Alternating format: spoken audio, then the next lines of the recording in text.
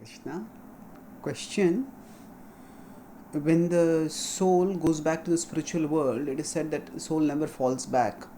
How does this gel with the fact that we are we are Tatastha Shakti and we always have free will? So can't we again misuse our free will and fall to the material world? Answer: yes.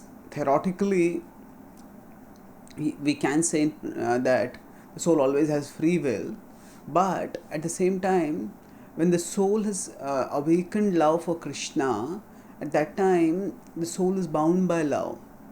And Baldev Vidyabhushan talks about this, addresses the subject elaborately in his commentary to the last sutra of the Vedanta Sutra, in his Govinda Bhashya commentary. So the last sutra is Anavritti Shabdat. Anavritti Shabdat.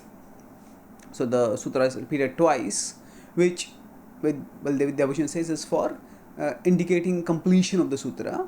Now anavrittihi. So avritti. Now Prabhupada translated this as the uncovering, anavritti, uncovering of consciousness happens through shabd, sound. Baldev Vidyabhushan goes along with the more traditional reading of this verse, where he says that avritti means to come back. Anavritti means to not come back. So in the 8th chapter of the Bhagavad Gita is avartino, punaravartino and anavartino. This word is used in this sense also. So anavritti means not coming back. Shabdat. Shabdat means this is the declaration of Shabda. And then Srila Baldev quotes many verses from scripture. Of course, the most famous is Mama Petya Punarjanma Dukkhalam Shashvatam Napnuvanti Mahatmanah Samsiddhim Paramam Gataha. 8.15 and 16 basically Abrahma Bhuna Loka Punaravartino Arjuna Mama Petya Kaunte Punarjanma Na Vidyate. So, 2 successive verses Krishna talks about one doesn't come back to this world if one attains as abode. And then he says that, so what is the basis for this?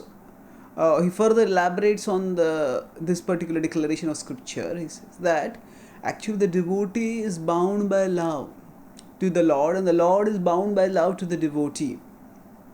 So, for example, from the devotee's perspective, in the Bhagavatam it is said, Dhautatma Purusha Krishna Padamulam na munchati mukta sarva pariklesha Pantha swasharanam yatha. So the second canto it is said that Pantha swasharanam yatha, just as a wandering person, when the person comes back home, at that time what happens is Pantha swasharanam. A person comes back home, a wandering person comes back home, that person feels comfortable, feels happy. Similarly, a purified soul, when the consciousness is fixed in Krishna's lotus feet, that consciousness never wants to leave Krishna's lotus feet. So the soul, similarly, when the soul attains Krishna, the soul doesn't want to ever leave Krishna. And then further he quotes from the Ambarish Maharaj pastime, where it is said that the devotees give up everything for the Lord's sake, and then katham tvam tyaktum utsahe, that how can the Lord be ready to give up the devotees? So one is from the devotees, when they attain the Lord, they never give up the Lord, and the other is that when the Lord sees that the devotees have given up everything for His sake, how can they give up anything? How can He give them up? He can never give them up. So the devotees and the Lord are bound by love, and because they are bound by love, this is a bondage which is entirely voluntary, and being voluntary entirely, it is not something which will be given up. Yes, there is the possibility the soul can choose otherwise, but because there is the ecstasy of love that is being experienced, and because we could further add, the soul has already experienced material existence, as we say, once burnt, twice shy. If one has experienced the misery of material existence, one has experienced the ecstasy of spiritual love, then there is, although the possibility is there, the probability is improbably low. It's extremely unlikely. Possibility is something can happen. Probability is something is likely to happen.